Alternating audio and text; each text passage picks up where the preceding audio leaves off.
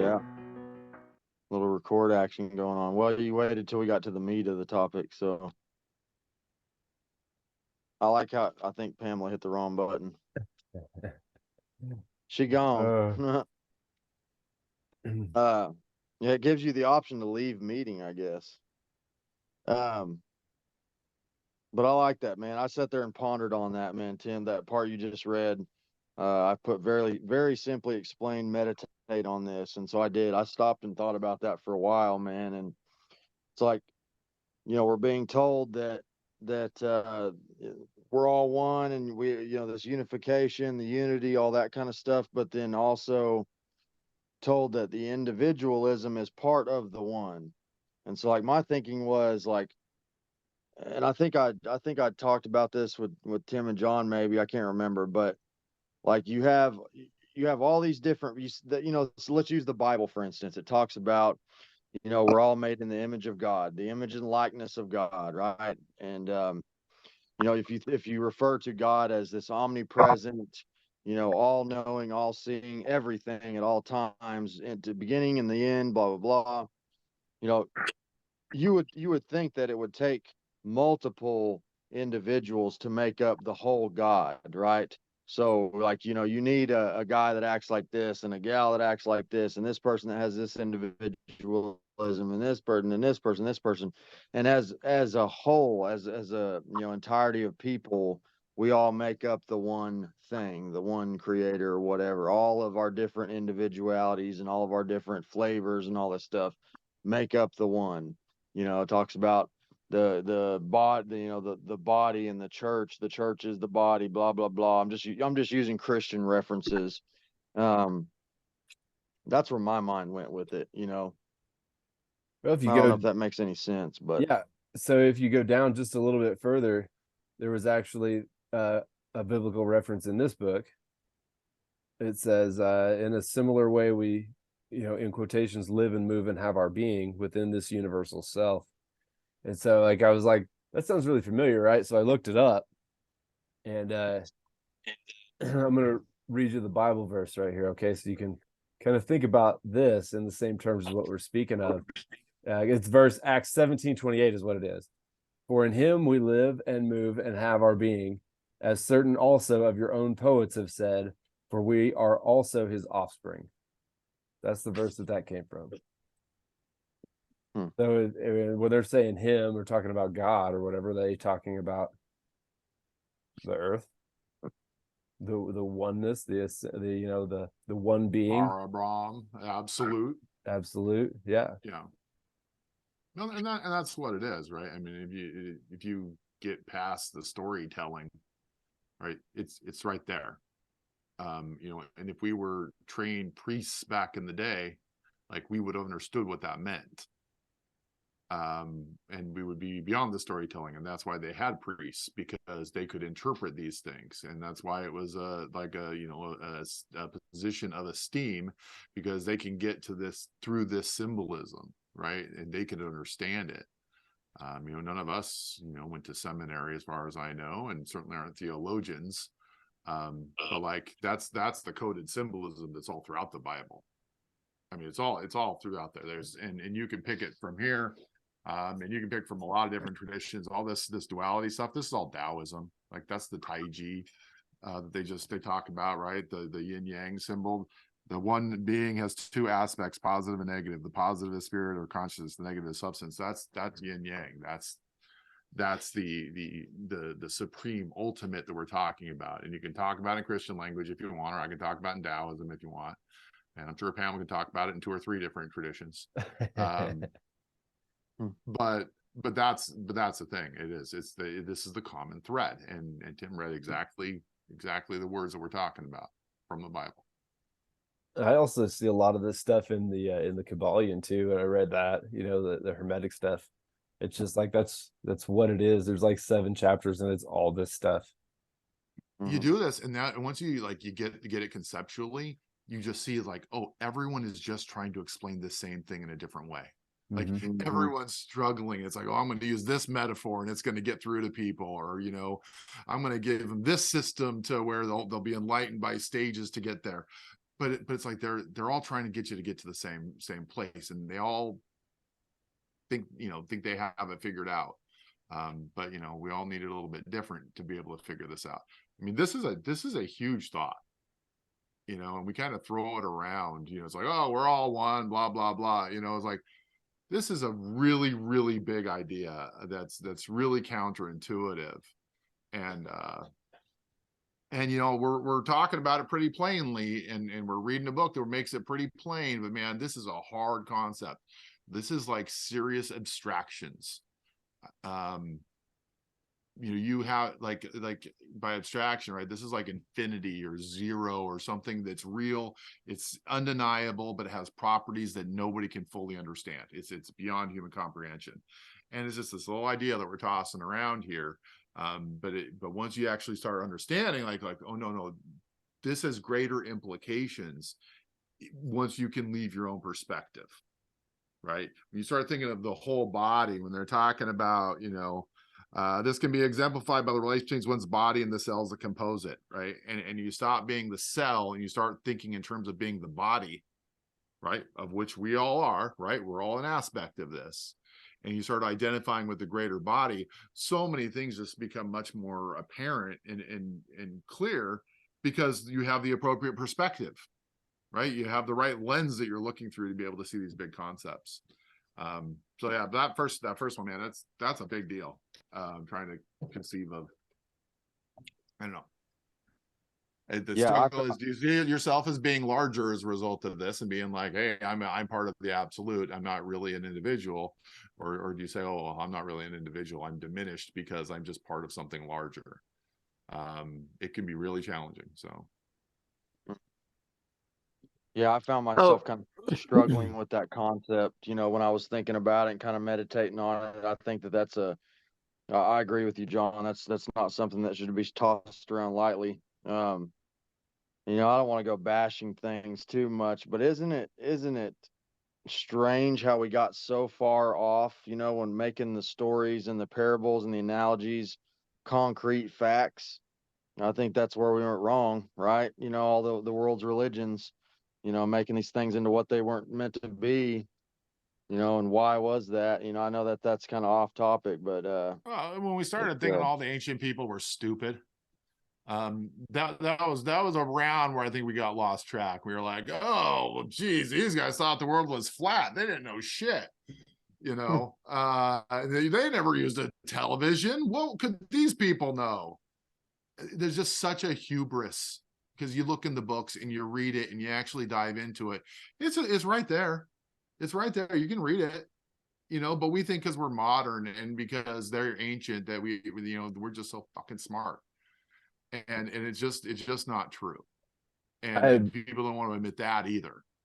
I'd read a book about like the Middle Ages, the Dark Ages, when a lot of people couldn't read, and the church told them what they were supposed to know and everything, and that this is what they explained, was that life was so bad, right? And like everybody died super early, and there was all kinds of viruses and diseases, and they were just worked absolutely to death for nothing. That telling them that they were going to go to hell really didn't have much of an effect on them. They're like, well, God's going to be mad at you, you got to do this or whatever. They're like, well, who cares, man? Well, how could my life get any worse or whatever? So then they had to tell them, like, when you die, it gets even worse than this, right? Like, so you could have, gold, it gets worse mansions, worse if you don't do what we say. So like, that was the whole premise, was like, you better pay us, or it gets even worse when you die. And then from there, then I think, well, that worked out, right? And they made a ton of money. So then it just became financial gain. That's a long con, but yeah. You're working for eternity. Yeah, they got almost 1,000 years in on it.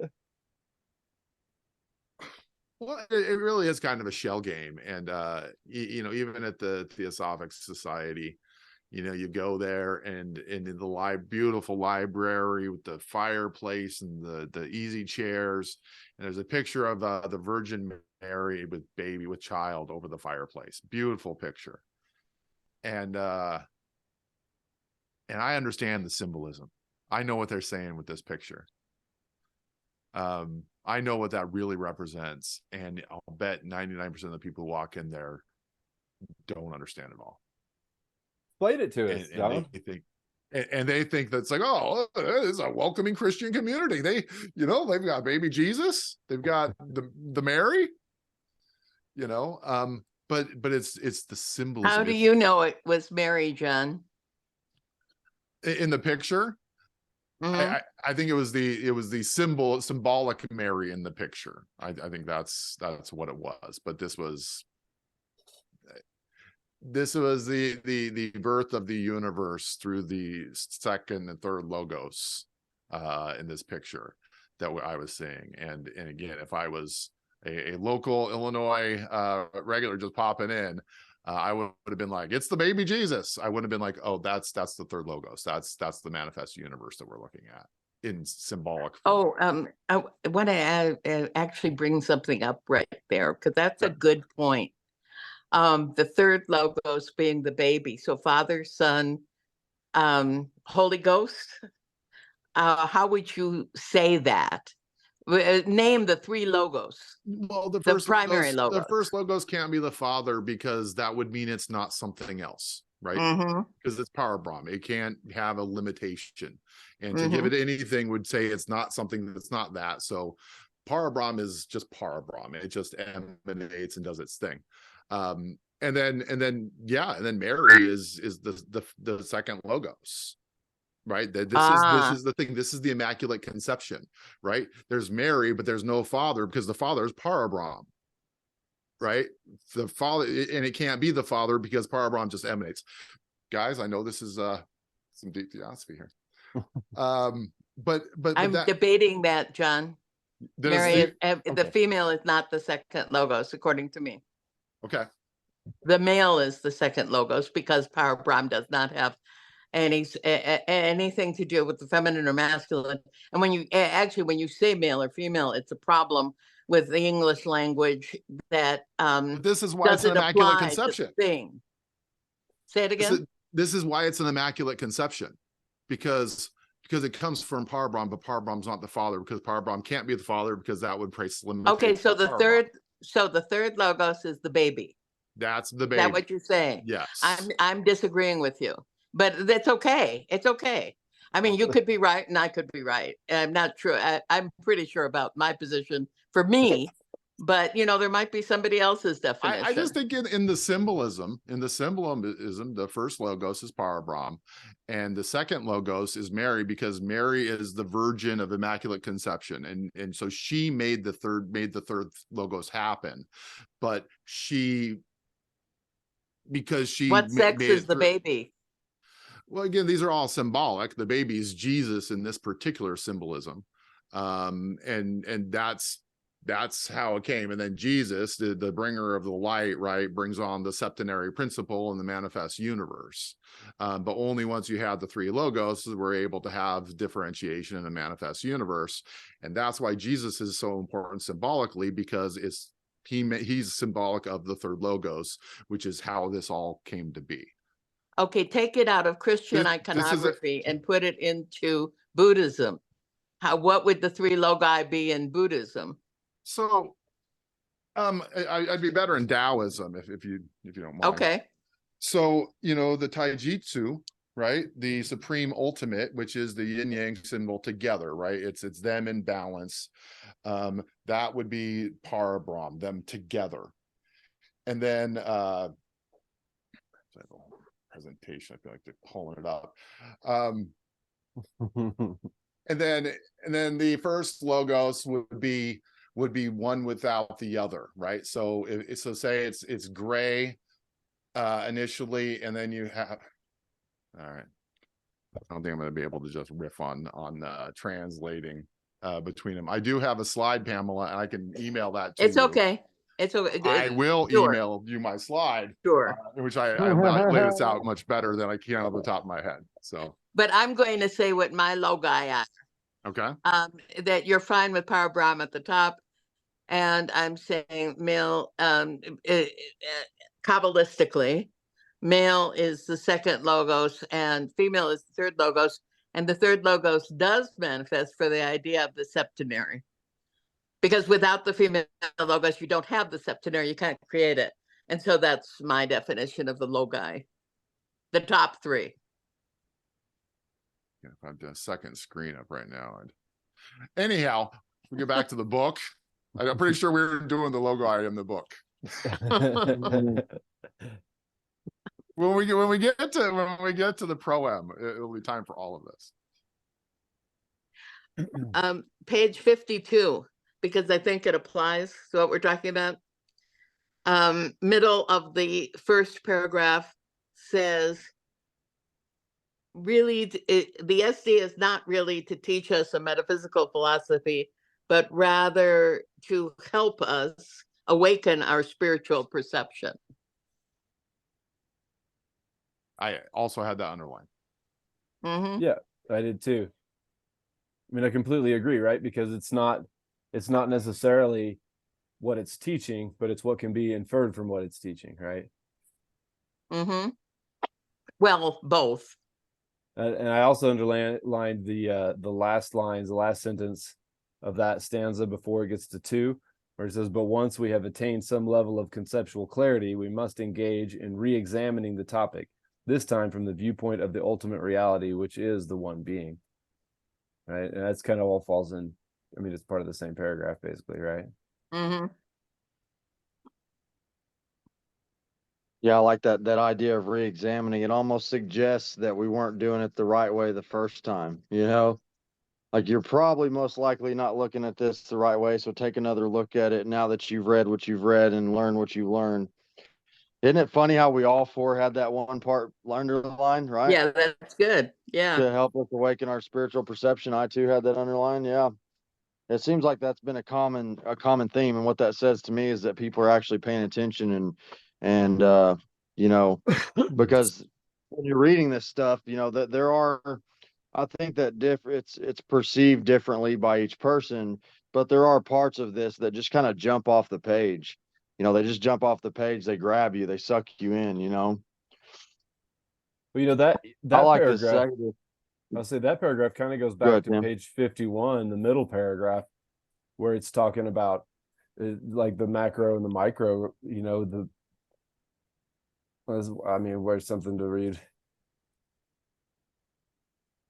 You know, when it's talking about the birth of a baby or whatever could be used to understand the creation of the universe, kind of a thing. Mm-hmm. For sure. Look at some of the pictures taken by Hubble, but then again, what's his name? What's the new one? Oh, the Webb, James Webb, Space Telescope. Look exactly like a birth. There's a galaxy in one of those pictures that looks exactly like you would draw a picture of how a baby's born. I also saw one maybe picture from this James is what Webb they that use. looked like a pepperoni. Uh-huh.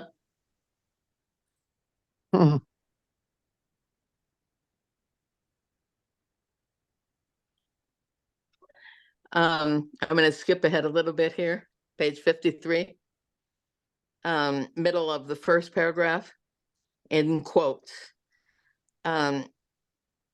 Space-time fabric or quantum vacuum fluctuations. And the reason I underlined that was because, not sure if you're all familiar with this, that scientists have been trying to figure out a grand unified field theory to describe everything in creation, how everything was put together. I'd say that's the answer. Space-time fabric or quantum vacuum fluctuations, how everything was created. Don't ask me to explain the physics of that. Yeah. Well, the biggest problem with science is that they're looking for an actual physical, right? That's physics, a material reason for all of this, a material, answer to all of these questions. Or I just don't feel like there's a material answer that satisfies the questions. Well, that's Tim. That is what you're saying is what that line is saying. Mm-hmm. There's no matter in, say, space-time fabric. or quantum vacuum fluctuations. All there is movement. There's no matter involved. Energy. Energy, right? And that's kind of like what I've always, that was one of my early thoughts. You know, it's like in a human or whatever, you know, when your body dies, right? Like the energy that animates you's got to go somewhere. Something's got to happen to that. What is that? What does that do? Where does that go? Yes, that's right. But just I want to make a quote, but I want somebody to correct me. I think the quote is, energy is neither created nor destroyed, but it might be matter is neither created nor destroyed. For some reason, my brain always gets them mixed This up. is the third law of thermodynamics we're talking about. Yeah, it's energy. Yeah. Yeah. Which is it, energy or matter? It's energy. Energy. Yeah. Energy, yes. Well, that's the same mechanically too, right? Like in the engine in your car, you know, you've got the energy that which is the propulsion of the vehicle, but that's also the burning of the gasoline. You know, so you're just transforming one type of energy into another. So you've got a heat source that's transforming into motion. Yes, that's right. Hydrocarbons. Good point. Same thing, right? You're boiling water. Yep, same point. You know, the very first paragraph on 53, like that whole paragraph, I actually wrote down like biblical description of God. And that's exactly what that is to me. I'm just like, and that's this chapter I've kind of thought was funny because I thought there was quite a few biblical references, you know, and so I've Googled some of these Bible verses and stuff, right, and read this stuff. And it's funny because when you read it in this light, it takes on a totally different meaning. And you're just like, oh, you know, well, why couldn't they just explain it like that in church? Wouldn't that make so much more sense? I don't know. Oh, because power and control, that's the problem with religions in general, is they need to make you ask the question and not necessarily answer it so that you'll stay involved and have an authority figure over you to tell you how to think and feel. Right.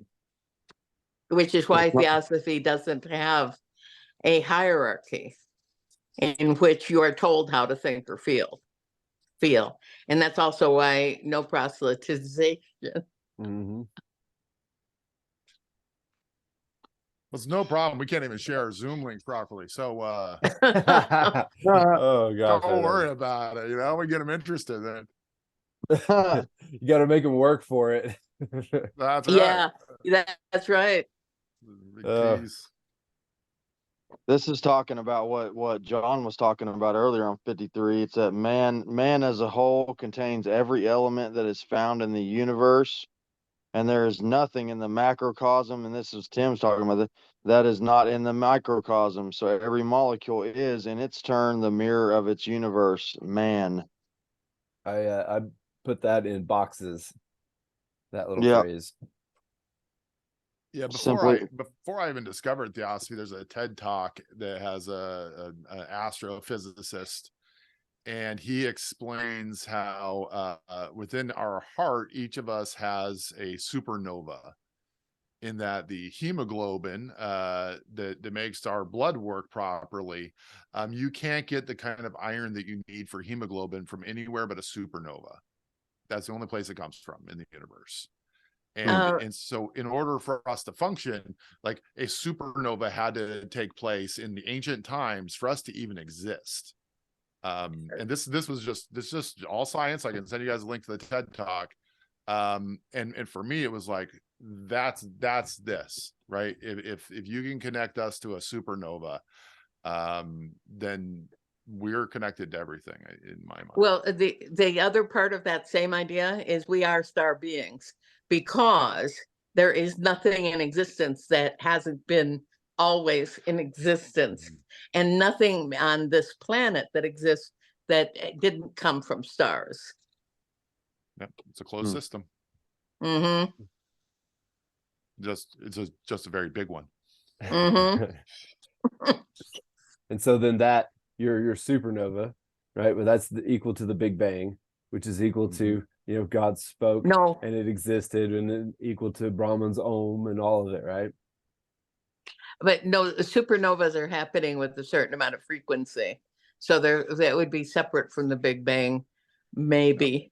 Nobody just knows the as answer you to can that. scale your pralayas into, you know, the Mahapralaya and the smaller conceptions, right, over time.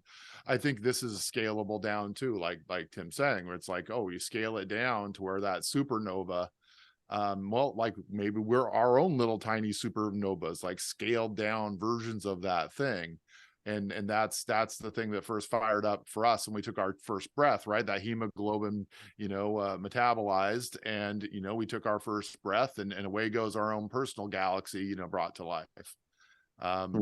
You know, if we want to continue the body analogy out to the universe, right?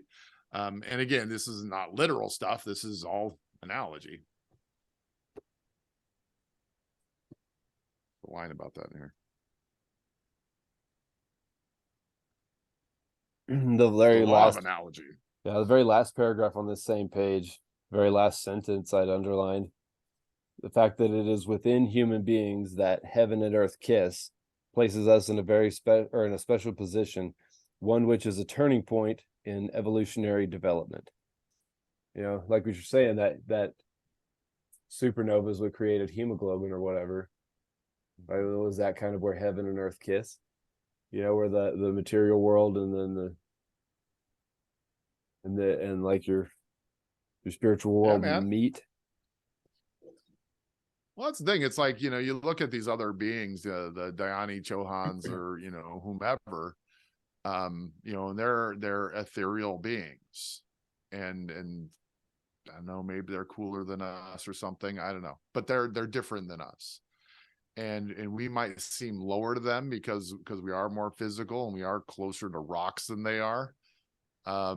But because of that, like, we have physical bodies and we live in this physical space, and this particular Maya, like we can avail ourselves of it because we're physical beings, and that's special. And does it make us the best or the most enlightened or whatever? No, whatever, man. We're a stop on the process, but we're a pretty special stop because of that reason, right? Because of the meeting of the spiritual and the physical. That's why this is a pretty special place to be in your evolutionary development.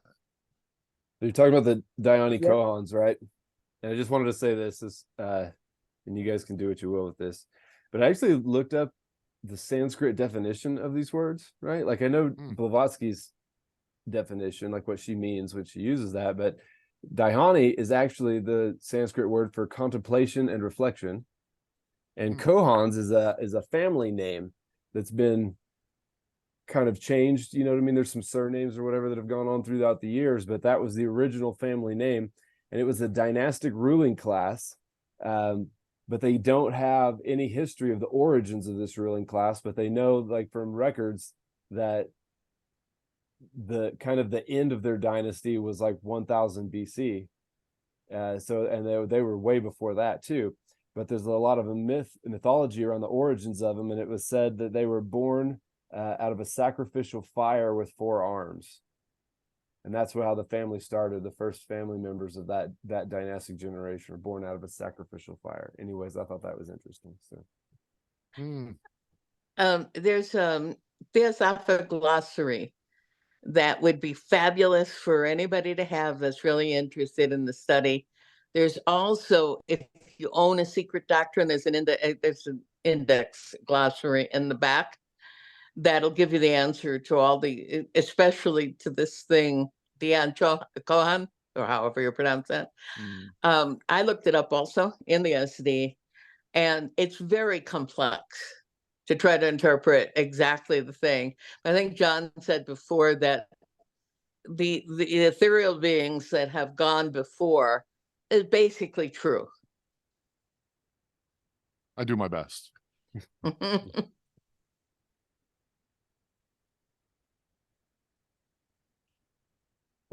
Oh, and something odd. The name Cohen, Cohen, Jewish name, one of the 12 tribes of Israel, are traditionally priests.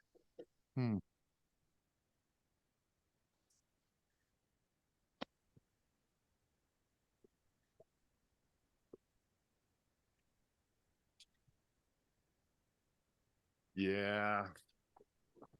like this, in truth, there is neither macrocosm nor microcosm, but one existence. Great and small are such only as viewed by a limited consciousness. So That's yeah, that's good. Along with that idea, this is something that has stuck in my head from high school, and it's very weird, but I love the way it sounds, and I'll explain it. Ontogeny recapitulates philosophy. So all that means is it's an idea in biology. What it means is you look like where you came from. And so the fetus, for example, looks like a lizard when you can define it as a shape. So theoretically, that's where we come from with this idea. And that is science. We're all lizard people. reptilians. That could be. Reptilians, man. Yeah. You know, we were talking about that whole idea, you know, Tim read with human beings and the earth, the heaven and earth kiss. And if you read above that, it basically says the same thing. All the forces and types of matter, as well as states of consciousness that exist in the universe, are also present in us. Yeah, that's kind of the way I first started to understand and like get a grasp on actual reincarnation, right? So when I first got into this, that was a touchy subject for me, and not really touchy, but it was just kind of like, I just don't know if I buy this stuff or not. And it was reincarnation, right? And so then I started thinking, you know, we've talked about this before too, and this goes a little bit back to the microcosm, macrocosm, but the veins in the leaves, right? It looks like a nervous system or veins in an arm or whatever. And so there's a similarity there, you know. And then what happens when the leaf runs through its life cycle, right? It's on a tree, it grows, turns green, turns brown, it falls off, lands into the dirt, right? And then it turns into dirt. And now what does it do? Now it's not gone, you know what I mean? Now it's into the dirt, which is in turn something else, something new is growing from that. Right? That's kind of the way I first understood reincarnation. Is it's like, well, when you die, you don't go away, right? And so that energy that's inside of you, it doesn't go away either. Well, I mean, because there's an energy, there's a life inside this leaf that goes back into the dirt. So where does that energy, where does that life, what happens to that? Where does it go? Well, it's transformed energy into whatever new is growing. And so why would we be any different? No, that's the thing. When you have to make us the exception to the rule, it's like, well, maybe we're not, right? Maybe, if everything else regenerates and cycles and regenerates, and everything else, you can find examples of this in nature. Every single thing, except for us. We die, it's gone forever. Like, no, man, why would our consciousness be different than anything else? Why would that not have a divine economy to it as well? When every other element does, every other thing, the breath we breathe, the pee, everything becomes something else. It's hard to believe that your consciousness would be the only example that it doesn't transform, right? That it just disappears. When people make that argument, I just think it's hard to back that up, right? Because there's every other example is the other way, When you start to think about things like that, it does make it really hard to think of yourself as special and different from everything else, right? Because literally everything else on this entire planet, every other living entity follows the same pattern and the same laws and the same rules and goes through the same cycles, and we do too, right? But what about it's nothing but just people talking that makes us different or special, right? People just say that we are, and enough people believe it, and then that's all there really is. Just enough people think that you're different and you're special, and you don't follow the same pattern. It's just our perspective, and it hasn't always been like this, right? You go to the Hawaiians, or you go to a culture that's more holistic, right? The tribal cultures, and it's like, no, man, it ain't just about you. It's about your family. It's about your tribe. It's about your culture, right? And people's conceptions of selves are on a larger scale, right? And they don't have this blown out sense of individuality that we have in the West. It's not uncommon to find people who think like that. It's us who think that we're all fucking stars. We're all going to be, super special, and we all, should be, treated like we're unique. And most cultures get that we're not. And if you go back 3 generations in our culture, right, any one of us go to our great grandparents, I'll tell you, they weren't any special things either, right? They were just working folks, and were probably a lot like their neighbors, and were much more community being. I think our society has just skewed the perspective. I'd have to agree with that too. It's, she talks a lot about Hermetic philosophy. Like that's very, very common in her writings. And at the top of page 55, as is the inner, so is the outer, as is the great, so is the small. Like that's, I mean, almost word for word the Kabbalion. I mean, it actually is. It's all these different principles in Hermetics. And I always, I would probably, like, if I had to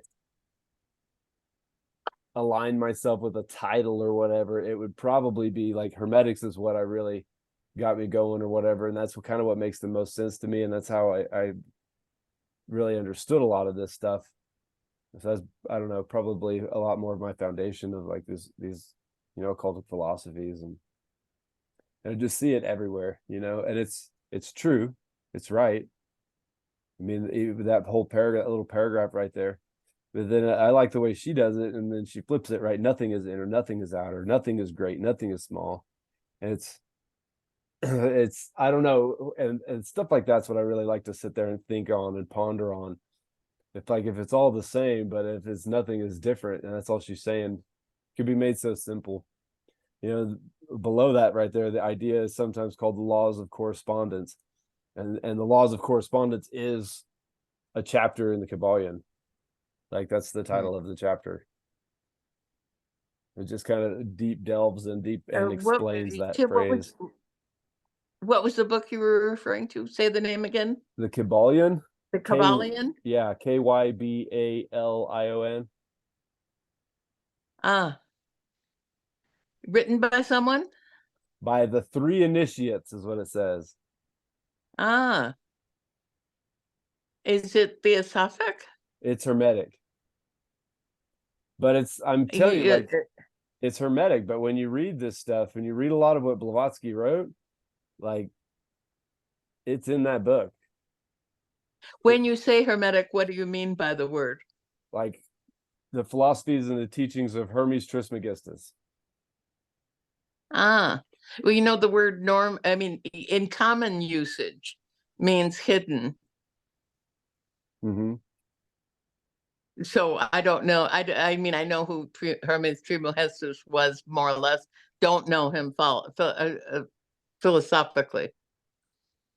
Well, it's like, well, it's so these books aren't very long, and they don't really go near into what Blavatsky's stuff does at all. But it like hits the basic principles and a couple of good bullet points, and then expands on those a little bit and explains them. But it's all about the positive and negative aspects, male and female aspects, and then like as it is below, or as it is above, so it is below. That's a Hermetic axiom, and that's where that came from. And so like the fact that she says this stuff is just kind of like, and I think that I've even read like Pablo Sender even talks about Hermetics in a talk a little bit, like that. Everything was on the table for her, right? And before she wrote the ST, she'd talked to people all over the world, and met with people from all kinds of traditions. And if you metaphysical aspect, right, they're pulling from the the Akashic record and from the collective absolute consciousness to create this stuff. So that's all on the table. It's like the secret doctrine isn't like, well, this is the book, everything is in the book, and any other book is not as good as this book, right? That's not how it's presented at all. And like they said earlier in the chapter, right, it's a tool to make this spiritual awakening.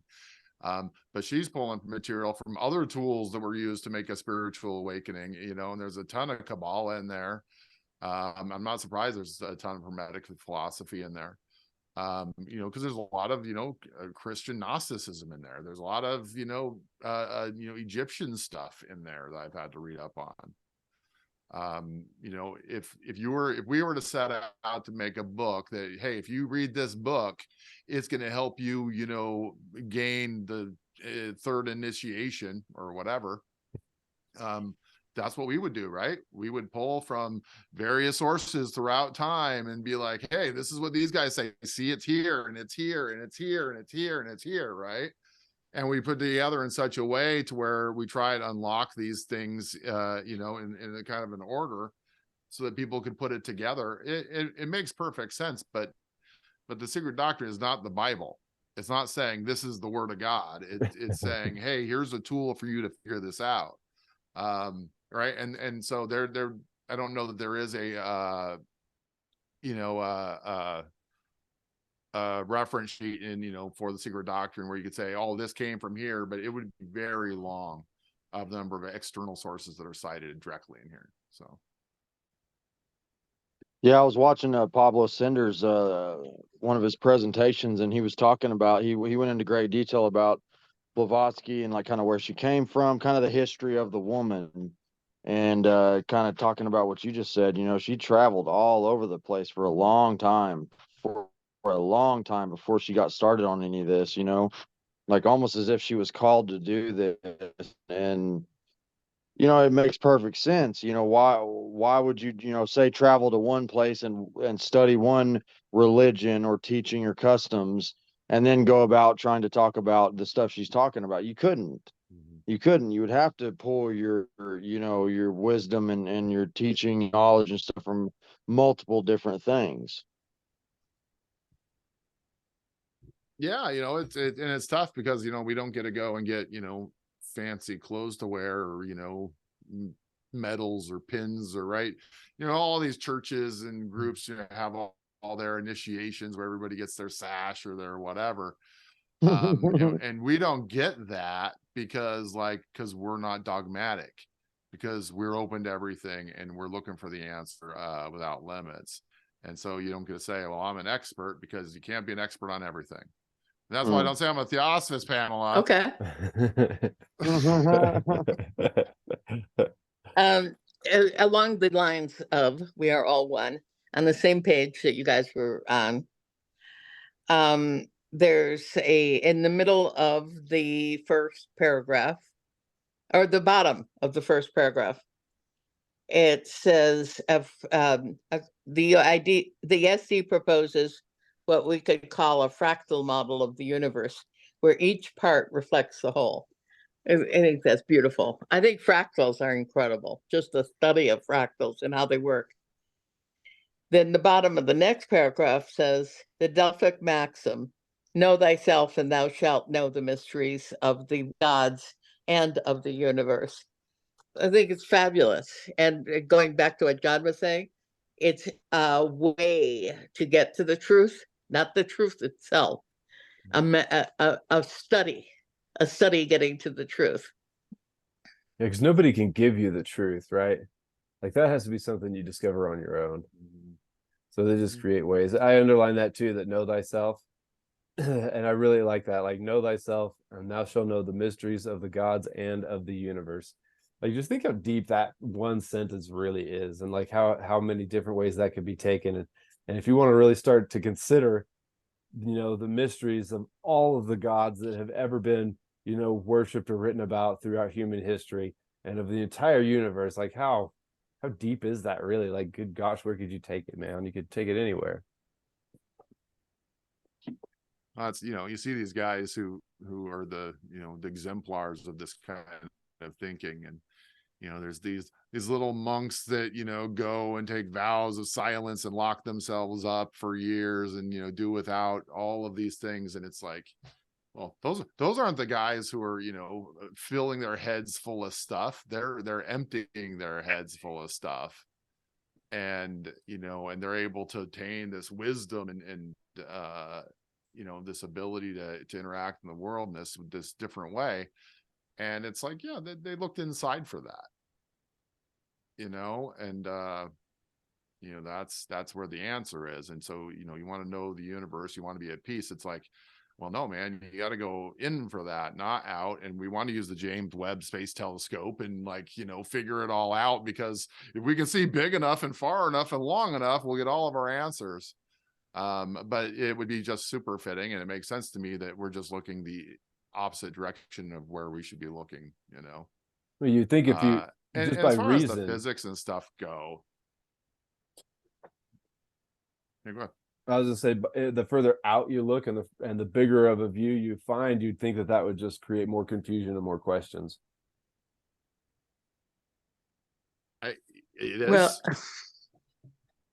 It is, um, right? I will premise that we're inside of a snow globe and there is no out there. I mean, sounds Well, legit to me. that's Mm.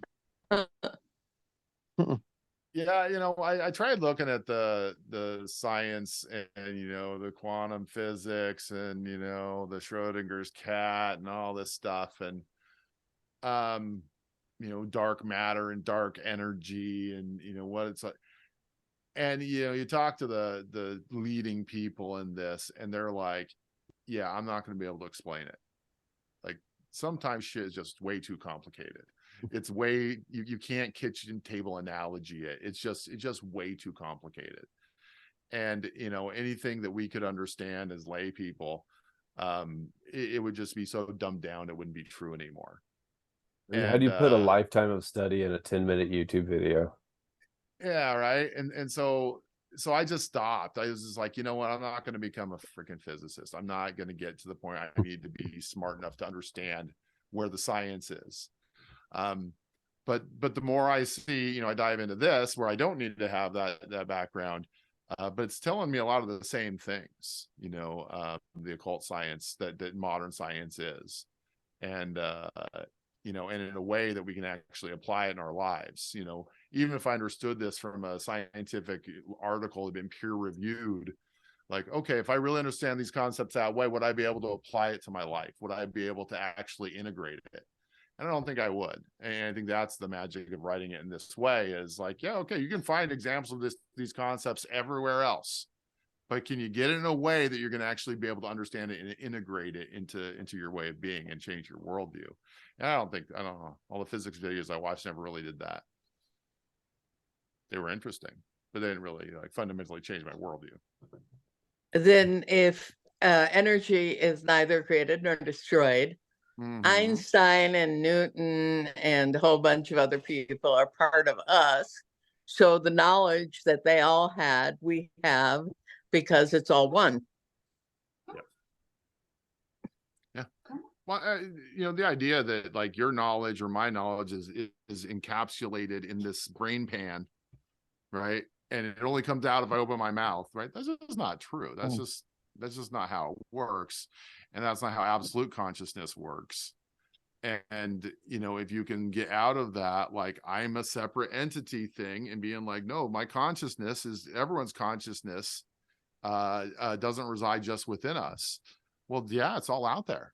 Everything they did and everything made, all the music that's been made, every communication since the first time a mother smiled at her baby exists in our collective consciousness. It just built up over time, and it's only us that sees this as individual. If you can look at it from that whole body perspective, like, yeah, all of those members are ours. And like you were saying, John, I think at the beginning of this, this is just Atman trying to see itself from different angles, just trying to like capture as much data as possible to make it as complex as possible, and to see the world from your view versus my view versus Pamela's view. Like those are very different ways of seeing this same existence, and that's the point, is just to get that perspective.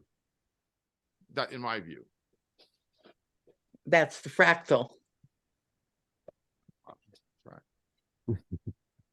Page 56. Called the holographic universe, which is all about this, Pamela. I really enjoyed.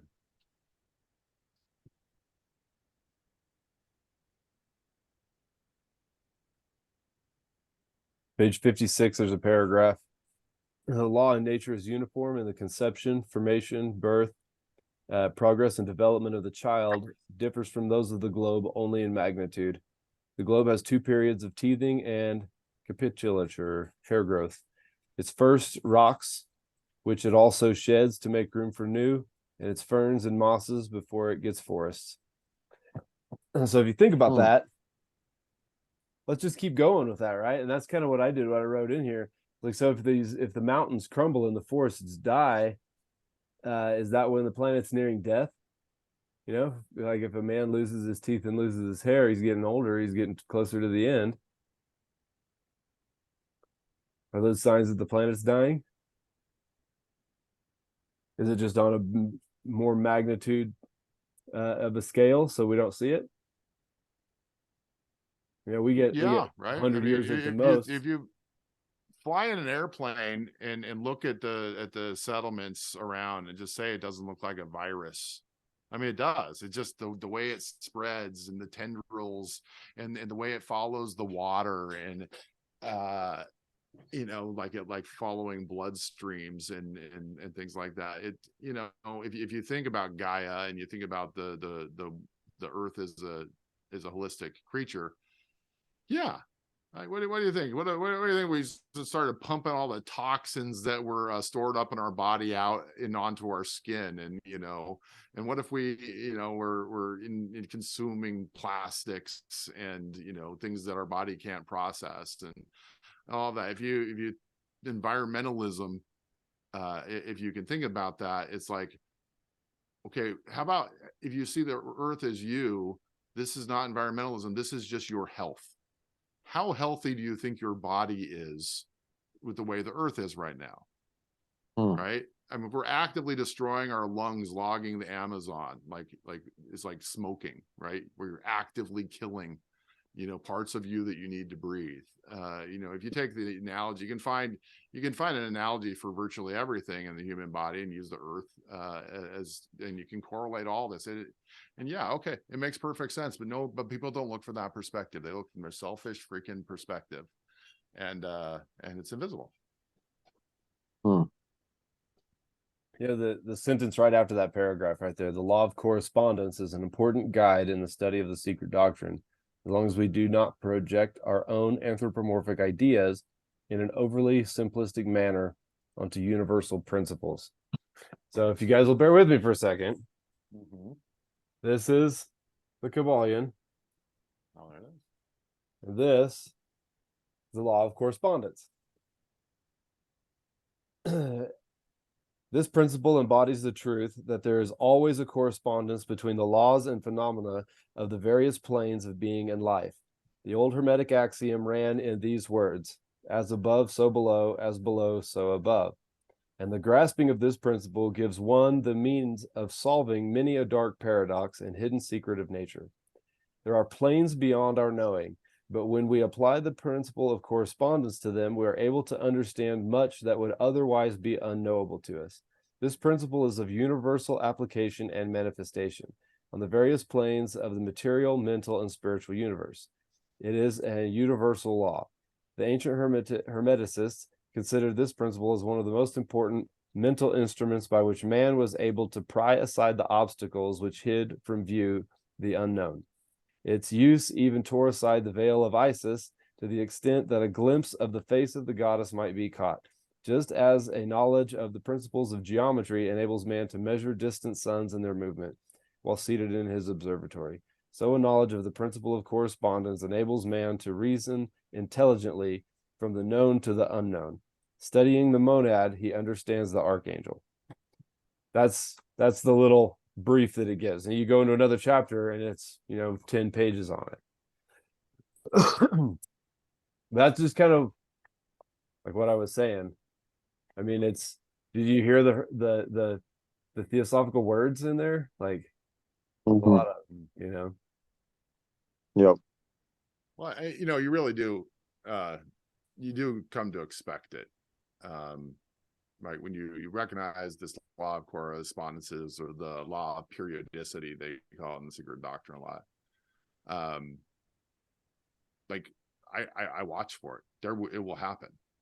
Like I'm going to do something and something will happen as a result of it, because something that corresponds to that. Like it just has to match up, and everything is going to settle the scores. And if you go into it knowingly, right, you're not going to get like rocked when stuff happens. Right? It's like, oh, this great thing happened to me, and now something super sucky happened to me. It's like, well, yeah, that's what happens, man. That's how it goes. and if you go into life like acknowledging this truth, you know, you were just not subject to the fates and the winds anymore, right? You're steering your ship all of a sudden, and you're like, yeah, woohoo, we're going down the wave, this is awesome, you know. And then it's like, but there's going to be a wave on the other side of this, you know, and you recognize that, right? And so when it comes, you're still holding on, right? You don't let down your guard. And you know, I think throughout time, right, the people who can master this, who can live in this, right, they're the ones who are just floating through life, right? Everything's coming easy to them because they're either not making waves so big that they're going to get a counter wave, right? So being cool in the first place really helps. And you know, and they know how to navigate this. They know they can see things coming, right? You can see opportunities. Bad things will happen. There's always an opportunity lurking somewhere, and some people see that, right? And they slip in and they take advantage of that city that burned down, or was the place that was at war, or that disaster that happened. Every time this happens, somebody gets rich, right? Because there's always correspondences that happen to anything, and if we can live in recognition of that, right, then all of a sudden, oh, all right, we're not acting counter to natural law. Things are going to go a little bit easier for us because we recognize this correspondence. And I really am trying to do this, and it seems to be working pretty good for me, just in terms of not losing my shit on a regular basis. Well, that's what you were describing. It's a basic principle of Buddhism. When Buddhism says it's all suffering, doesn't mean that. It means it's how you deal with it, and that's how you get rid of it. You stop reacting to it as suffering, because ultimately it's all a learning experience, the good stuff as well as the bad stuff. And the bad stuff probably teaches you more than the good stuff ever does. Still amazes me, you know, how everything really teaches you the same stuff. It really, I mean, it's really the same principles everywhere you look, just kind of said in a different way. But I was thinking, right? So what if you use this law of correspondence or law of periodicity or whatever, and you look at smaller things, and then you use it to tell the future, right? Predict the future. Because if you understand something like, let's say something about, you know, humans, right? And you can understand that, like, this cause and effect, if you do this, this is going to happen, right? And then you can take it to like smaller things, which is day-to-day life, day-to-day plugging away stuff, you know what I mean? Like, if you do this, this will happen. And you can just tell, like, but this oh, is what the king's advisors back in the day were, right? They weren't magicians, knew. really. They knew, but they paid attention and they watched what happened, and they knew the patterns, and they knew things are good. It's what goes around comes around. And then they would say, hey, you know what's about to come around? And they'd say it, and then the thing would happen. They'd be like, holy shit, he knows the future. Yeah. But no, he just recognizes this law. He's taking advantage of a natural law. And because the people who don't understand this, they think he's a freaking magician, but he's not. He recognizes a fundamental law of the universe and can track with it, and then use that to his advantage to be the king's consort or whatever. But like, to some degree, like, we all have the ability to do that if we can, like, really tune into this thing, because it's true. It's gonna happen. You know, it's just, can you recognize it? Now we can all be fortune tellers.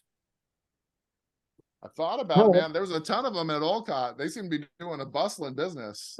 I'm like, give me some tarot cards. I'm going to make some money while I'm here. Do you know how to read tarot cards? I do. You know, I get out the little pamphlet in my writer deck that came with the instructions every time, because I can't remember. I would carefully open them.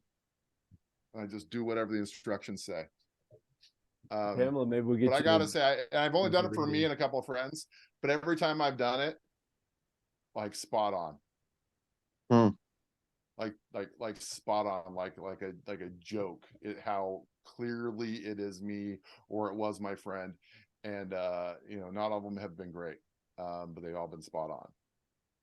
So I don't have an intellectual background to say this is why I think tarot's real. I can only say I can't deny my own experience. And my own experience, yeah, I don't know, maybe I know how to do it because it's been very, very accurate. Well, they say there's no such thing as chance, right? So the cards, are you just playing the jumpers or whatever they call them? See, I don't even know if how the reverses work and stuff. I've just I seen them where really they don't know shuffle anything. the I've never deck. paid anybody. I've never done anything. I Yeah. just do what the little book says. Theoretically, John, the reverse is the more difficult part of the card, but when I read, I don't read the reverse. And that's true of other readers. They don't read the reverse cards. Just depends on what you want to do. Yeah, I've always disregarded Tim, that. I was Tim, Mhm. I was wondering, since it's almost time for us to stop, if you could take a paragraph or a short sentence or a sentence from what you read to use as a meditation Oh, from the other book? from Kabbalion, yeah. Yeah. Yeah. You want to read on correspondence? Sure.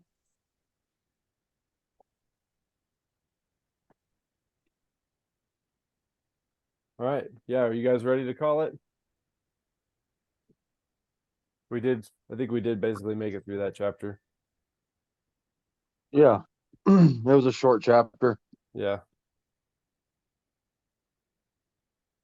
All right. Let me set a timer here. Okay.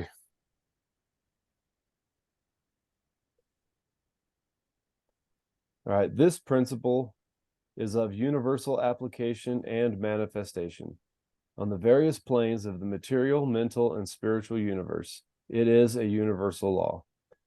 The ancient Hermetists considered this principle as one of the most important mental instruments by which man was able to pry aside the obstacles which hid from view the unknown. Its use even tore aside the veil of Isis to the extent that a glimpse of the face of the goddess might be caught. Just as a knowledge of the principles of geometry enables a man to measure distant suns and their movements while seated in his observatory, so a knowledge of the principle of correspondence enables man to reason intelligently from the known to the unknown. Studying the monad, he understands the archangel.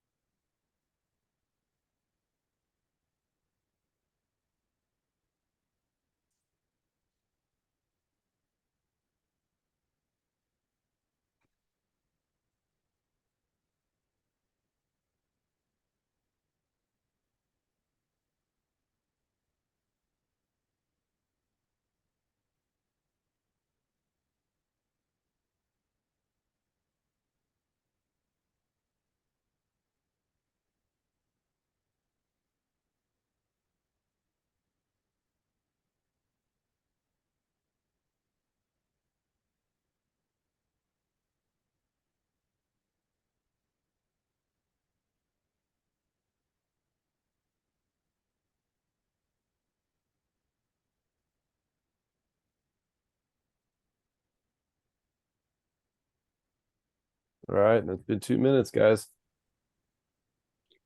Good seeing y'all. Yep. Absolutely.